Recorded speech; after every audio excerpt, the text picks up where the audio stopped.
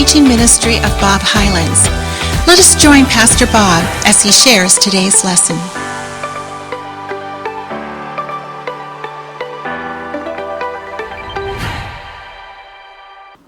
I want to share with you this morning about, talk to you this morning about distracted living. You know, we know what distracted driving is, at least I think you do, and there's a lot of reasons people get distracted in driving. You know, they're smoking in their cars, trying to eat something in their car, they're trying to adjust the radio in their cars. We had a family member, had gotten a little bit older, and him and her went every place together, and I was in the back seat one day, and he was driving, and she was sitting over there, and they're both in their 70s at a particular point, and she goes, "Look over there," and he didn't look, so she just grabbed his chin and turned his head that way while they were driving down the road, you know, so we're screaming in the back seat, no, let go, please let go.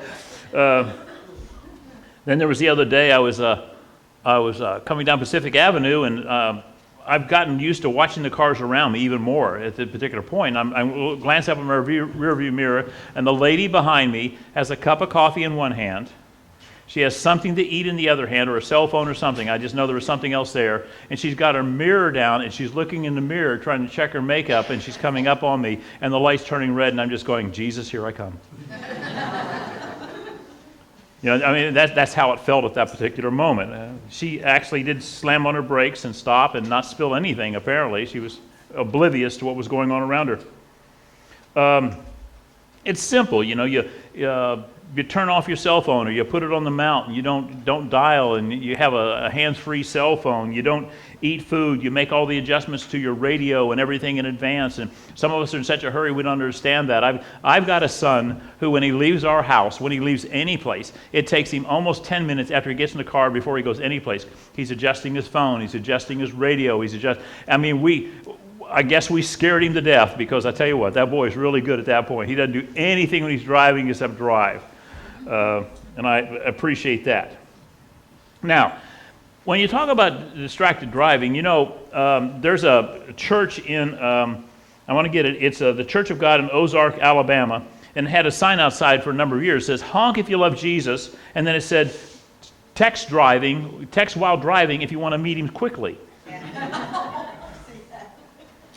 I want to talk to you about distractions this morning, not distracted driving, but distracted living. And I think there's a great illustration of this in our this week's readings that we look at. And so I'm going to go through it section at a time, break it down for you, and see if we can't talk about what the cure is for distracted living, not only for ourselves, but for the people around us in the world. So let's get started, shall we? It starts it's an instance. It says, afterwards Jesus returned to Jerusalem for one of the Jewish holidays. Inside the city near the sheep gate was the pool of Bethesda, with 5 covered porticos. And just so you understand, this the pool here, that's what they named the military hospital after on the East Coast. You know, don't tell the liberals that, or the atheists, because they want to change the name because it's got a biblical name to it. But that's why the major military hospital has its name. It's a place of healing. It's a pool of healing, and that's how it got its name. But let's look at this for a second and talk about what we're looking at here this morning. And when we go out into what I call the real world, it looks a little bit like this sometimes. This is the way the world feels all the time. My wife and I were commenting yesterday where we live out in the Hawks Prairie area on the far side of the freeway there. When we moved there 5 years ago, it was a calm place to live. Now even any time, it's unbelievable the traffic out there and the traffic circles they put in, and crazy what people do out there. Now, breaking this down and going through it this morning with you, we live in a religious world. And that's what they talked about there. It said he was there for one of the feasts of the Jews. And in this feast of the Jews, or this religious world, I want to define religion different than Christianity. Because religion is the search for God and the search for answers that man has. While Christianity is God searching for us, and he already has the answers. And the difference is immense, because there are a lot of religion out there will tell you this is the way, or this is the way, or this is the way, but God came and said, no, Jesus Christ, God himself came and said, I'm the way. And the difference is immense. Religions do not coexist. I know the bumper sticker says they do. But religions do not coexist any place in the world. They don't coexist here in the Northwest. They don't coexist. Articles this week about the India, Pakistan, and Bangladesh and the ongoing conflict there between the religious groups is immense. You go to Syria right now and you go into the refugee camps, people who have fled because of the war, and they're warring between the Christians and the Muslims in the refugee camps. Here the people are running away, but yet they don't coexist. It is a lie. And I want to say that Jesus was clear. There are only two sides. There's God's side. Jesus said he's the way, and there's all other sides. As a Christian, I believe that. As a Christian, I believe what Jesus said. We talked about that a couple weeks. Do you remember I asked the question a couple weeks ago, do you believe what Jesus said? Well, one of the things he said he's the only way. So there are only two sides to it. But sometimes our history is lost. The understanding is lost. And we're going to talk about this several times this morning. It says here, this is the sheep gate he comes through. The sheep gate was actually set up and built, and talks about it in Nehemiah, the 3rd chapter. The sheep gate is called the sheep gate because it was close to the backside of the temple, and it's here where the sheep were driven through so they could be brought in for sacrifice. And it's interesting that Jesus Christ, the Son of God, comes through this gate, the healer, and is going to heal somebody on this day because he is the one who will come through and will be sacrificed just outside of this place a short time.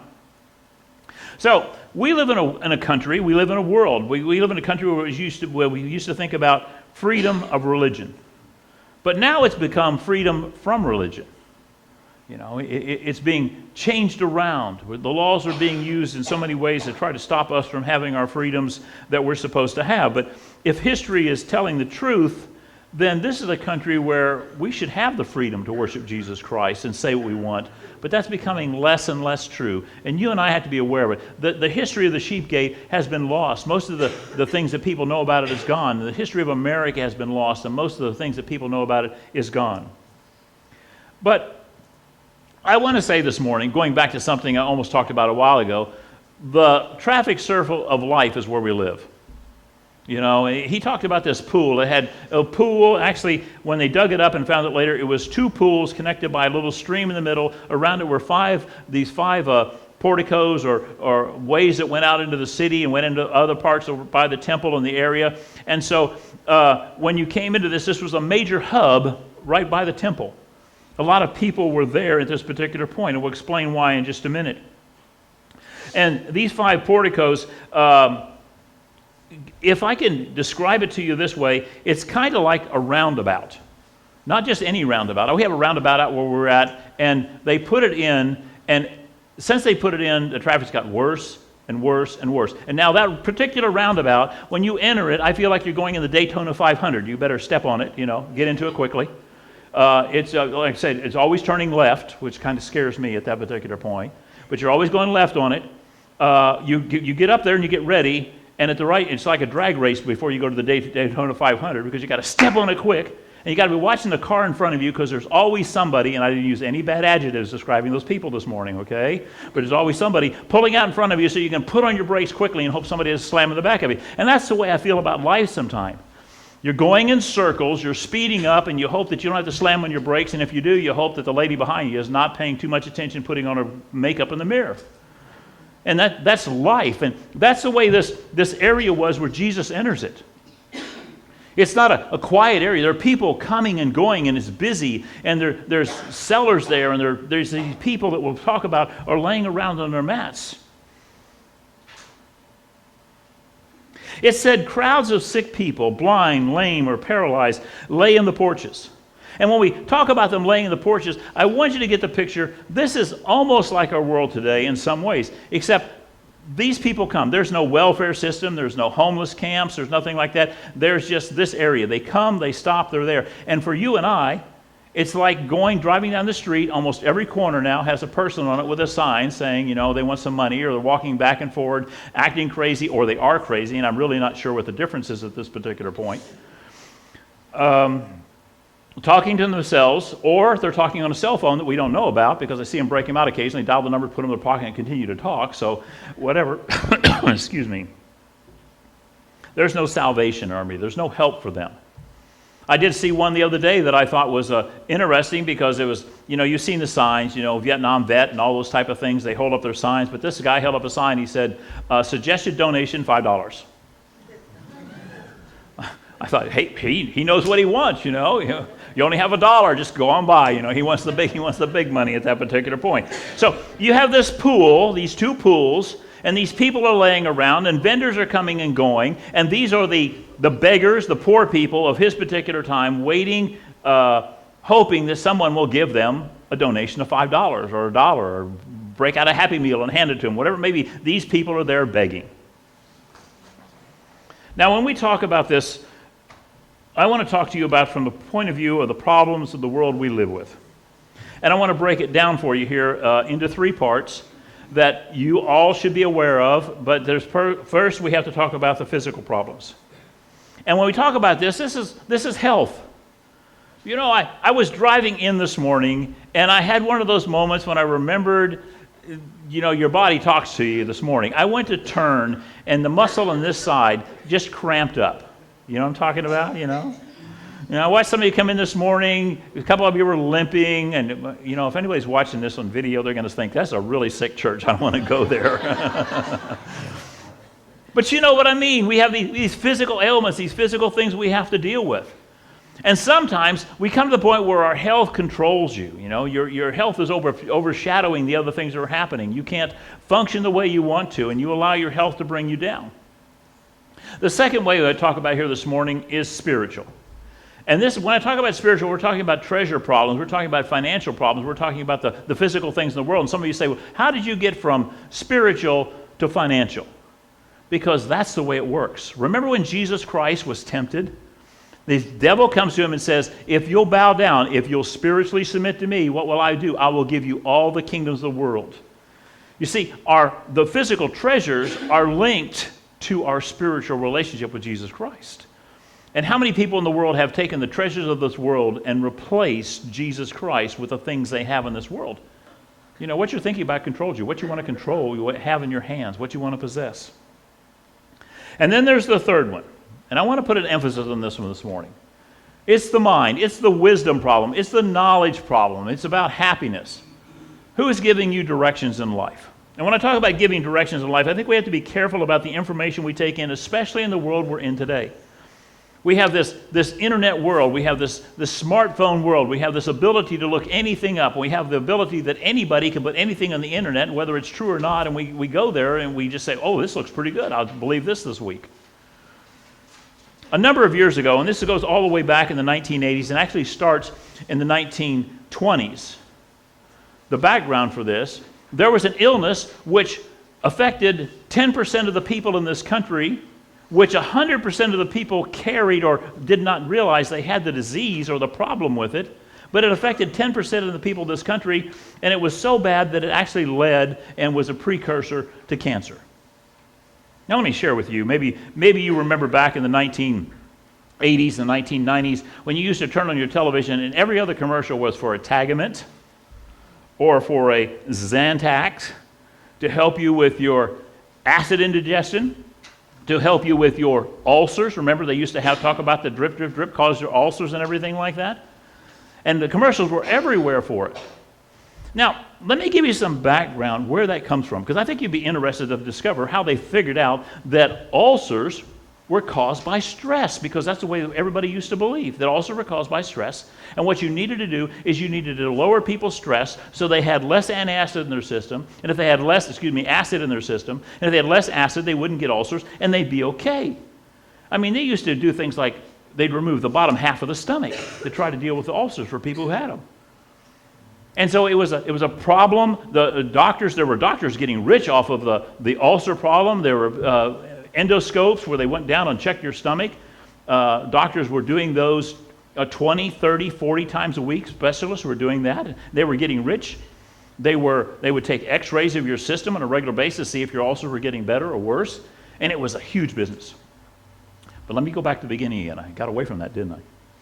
In the beginning, in the 1920s and 30s and 40s, when x-rays were just getting started and they were only in the big cities, people would come in, businessmen would come in most of the time in the big cities and say, and they'd check and see they had an ulcer because they could check it with an x-ray, and they began to discover that many business people had ulcers. So they put the two and two together.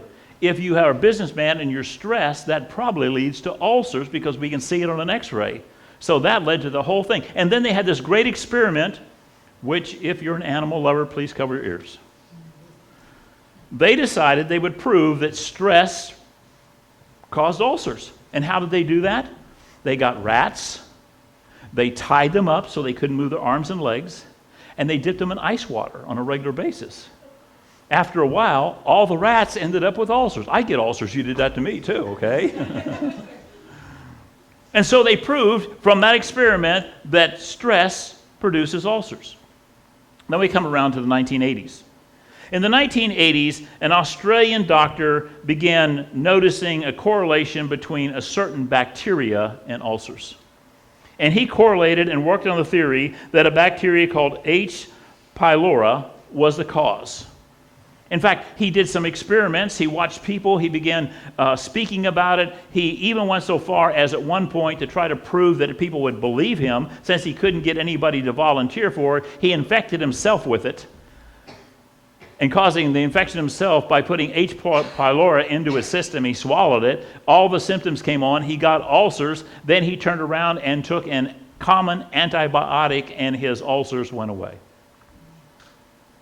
So here he was. He had the solution. He goes to the Australian Medical Association, which is meeting every year, and he stands up and he says, I found the solution. Just give people antibiotics. And all the gastroenterologists and all the people who were doing endoscopes and all the people from the pharmaceutical company like Zantac and Tagamet said, oh, that can't be right. We found what's wrong. And all you need is Tagamet for the rest of your life. In fact, at that particular point, 4% of the American population was walking around with Tagaments in their pocket that they had to use every day. So they didn't want to give up their $3 billion business in any way that they could. So he fought and he fought and he fought until finally he got some people to begin listening to him. Now let me tell you the end result. We used to say that stress caused acid indigestion, which caused ulcers.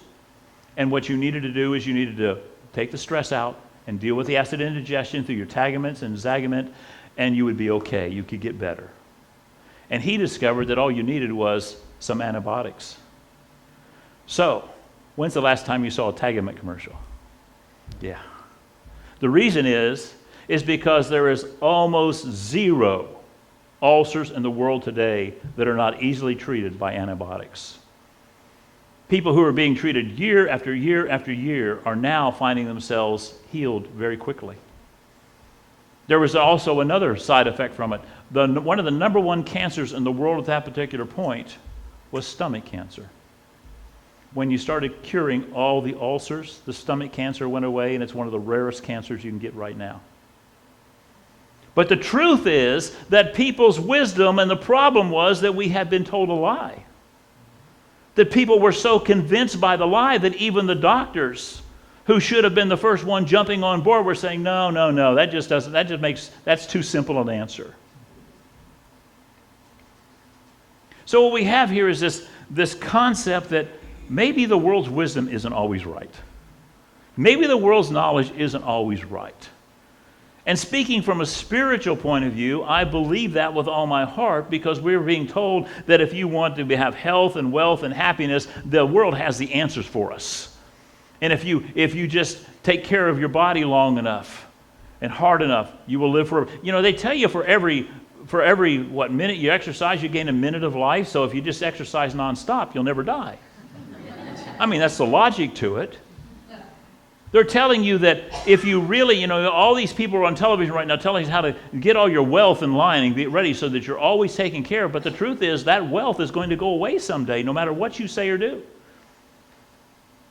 And the wisdom of this world does not produce happiness, because the wisdom of this world is fractured and wrong in so many places.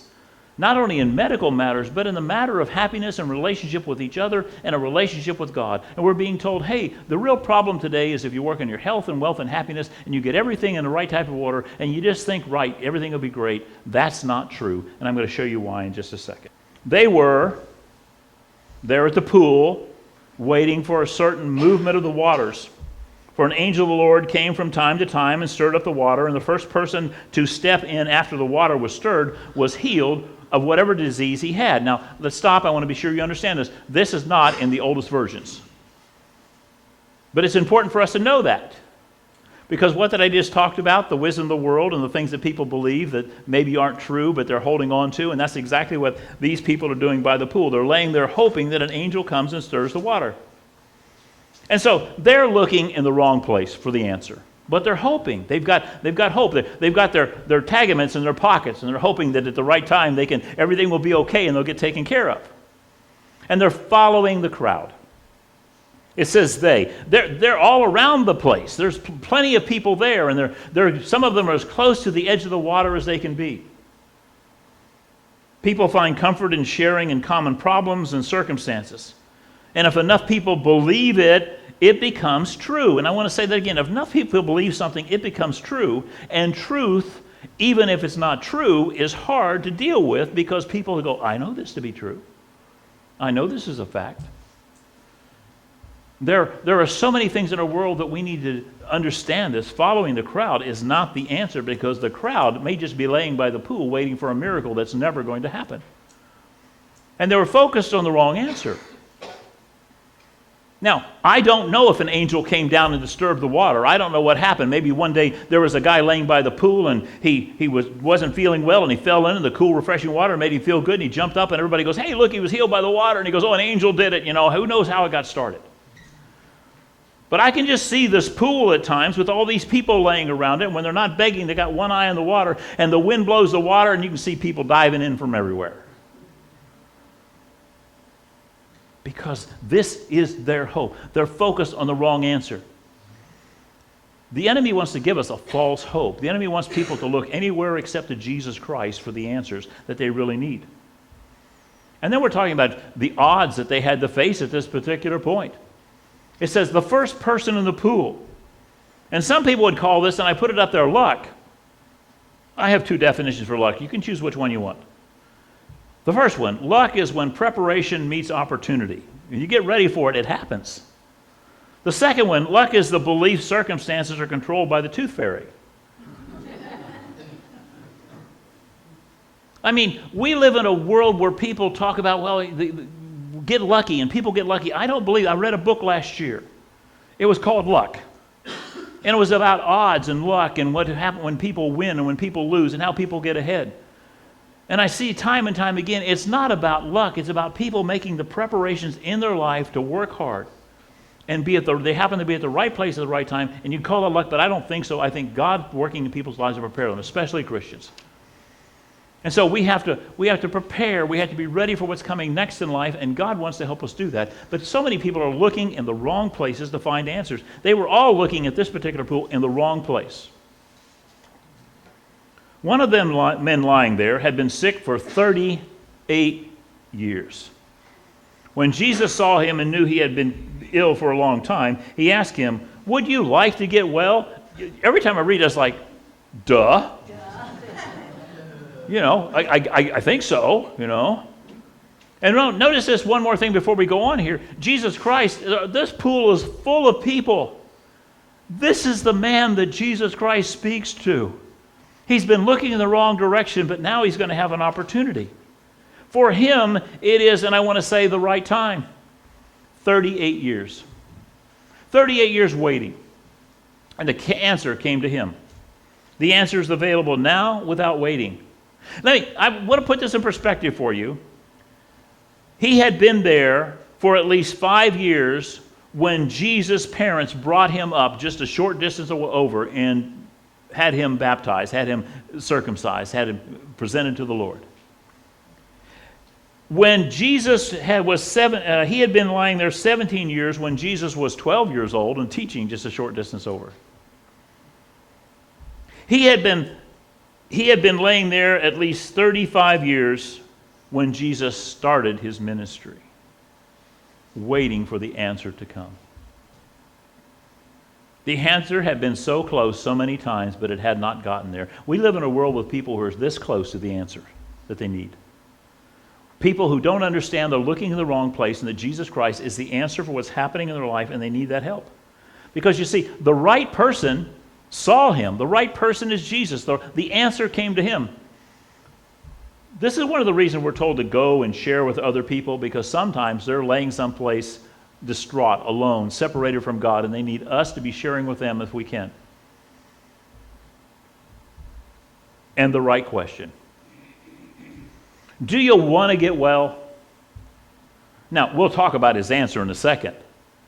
But the right question is, we can share the opportunity and the truth, but we cannot make them make the right choice. The man did not have to give up. The man did not have to listen to Jesus Christ. The man could have turned his eyes back to the water. And I deal with people on a regular basis who, when I try to talk to them about the true healing of Jesus Christ and what he wants to do for them, it's like they're looking back at the water saying, no, I had to keep my eye on the water. The angel may come.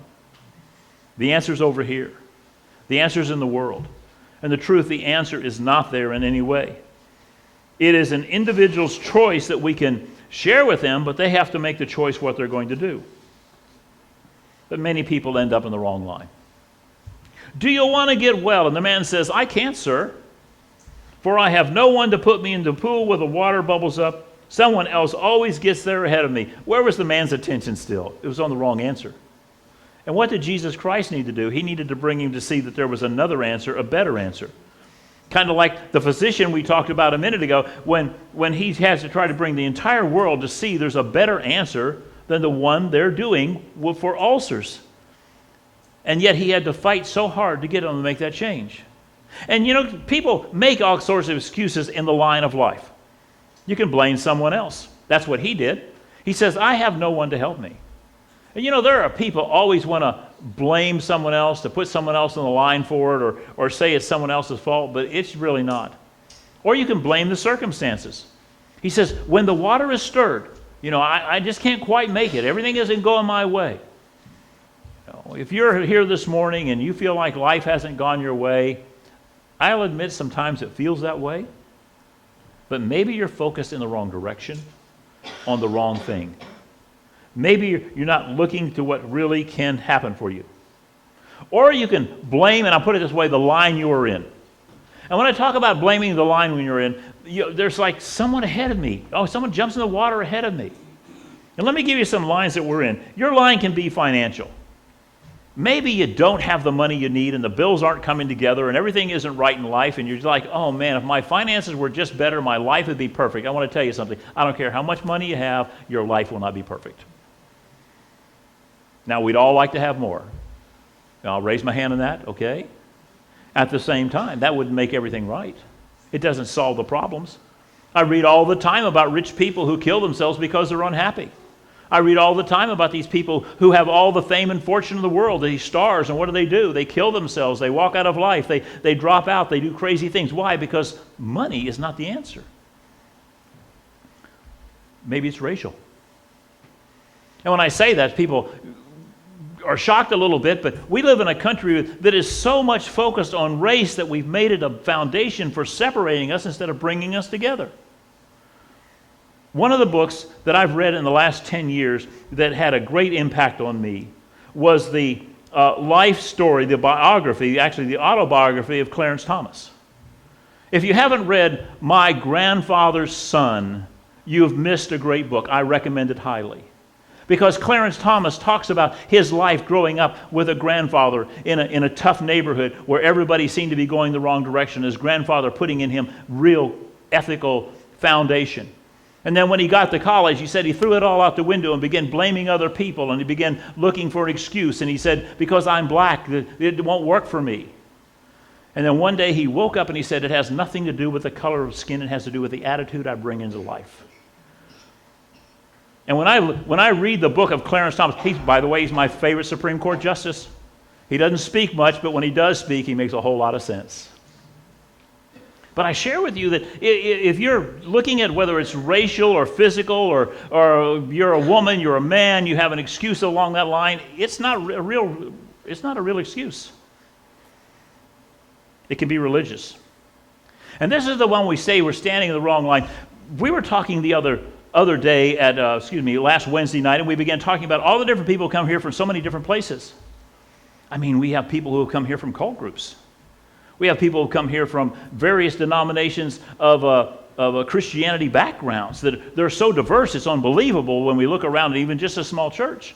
We've got people who've come here who had no Christian background at all, and we start talking about it. We can take these religious excuses and say, this is the hole I'm in, instead of saying, I just want to find the truth that God has for me that will make me work better for Him and live better for Him. You know, you can make the excuse, I was born too short. Now, this was mine. I was born too short to be in the NBA, so it's just not fair. So I quit. You know? Or maybe you were born too tall to be a fighter pilot. You always wanted to do that. These are excuses that don't amount to anything. And all of us here this morning, we need to understand that God wants to use our lives and change us in a way. And this excuse for standing in the wrong line that this man had, there's nobody there to put me in the water, and so I miss it every single time. Folks, look past your excuses and start looking at the world. The world is full of opportunities, and Jesus is right in front of you. And I want to say this morning that you may have an excuse, but there's always an answer. And here he is. Jesus told him, stand up, pick up your mat, and walk. Instantly the man was healed. He rolled up his sleeping mat and began walking. Pretty good deal right there, I'd have to say. There's always an answer, and the answer is Jesus Christ. Now, first, he said, get up. Get up. Let's talk about your health for a second. Making physical changes. Where are you looking for life's directions and help? And you and I all need to understand as we look in the directions, when we talk about health, I'm talking about that spiritual health that changes everything in your life and changes your attitude about everything in life. I'm not going to say you're not going to get sick. There is nothing in this world that says that you and I as Christians don't get sick. If there were, everybody would be a Christian for the wrong reason. You know, and then we could talk about wealth. You know, there are preachers that preach health, wealth, and happiness, that these are the three things God is promising you. God has never promised you these things here, but He has promised you these things there. You will live forever, and you will have wealth there. But the spiritual changes you need to make, which will make you truly wealthy, make you truly right with God. And the question is, who's controlling your life? Are the things in life controlling you, or are you allowing God to control you, and the things of life are tools that you use? And then there's the walk. And the walk is your happiness. I believe that mental changes you make in your life and your planning to do what God wants you to do can make a difference in your life and my life. You want health, you want wealth, you want happiness. Those are spiritual matters. Although the devil wants you to believe they're physical matters. Then he'll take you back to one of my original illustrations this morning. The devil wants you to believe that you need to walk around with a pocket full of Tagamints. That you just need to cover up the problems. You just need to leave them as they are, that there's no real cure. But I'm telling you there is a cure. The cure is to deal with the real problem. The devil wants you to believe, ulcers are caused by, stress. The devil wants you to believe there's no such thing as sin. The devil wants you to believe that there's no real cure for it if there was. But here's what I want you to know. There is a cure. The cure that the world needs, that will bring them health and wealth and happiness, that will bring them into a completely different relationship. And I hope that you're at that place with understanding this morning, because the cure for sin is the blood of Jesus Christ. And you and I have the answer. And our goal is to help people to understand, get up, pick up your mat and walk. The truth is, you don't need to cover up sin with your Tagamints. You don't need to fight the solution in some other way. You need to apply the blood of Jesus Christ and allow it to change who you are. And I tell you, change is a process that when you start it, it never stops. In 1971, I repented. I changed direction of my life. Now I'm in that process for the rest of my life, in that new direction you've given me. There are a lot of things in the world that can distract you from the answers. The biggest distractions are the ones the enemy puts in front of us and says, this is the real solution, this is what you really need. Today may be the day that you need to get up, pick up your mat, and start walking spiritually. Quit making excuses, quit taking the world's word for it, and take the word of Jesus Christ, that there is eternal life, forgiveness of sins, and He can help you every single day. Live your life in a way that you can be victorious.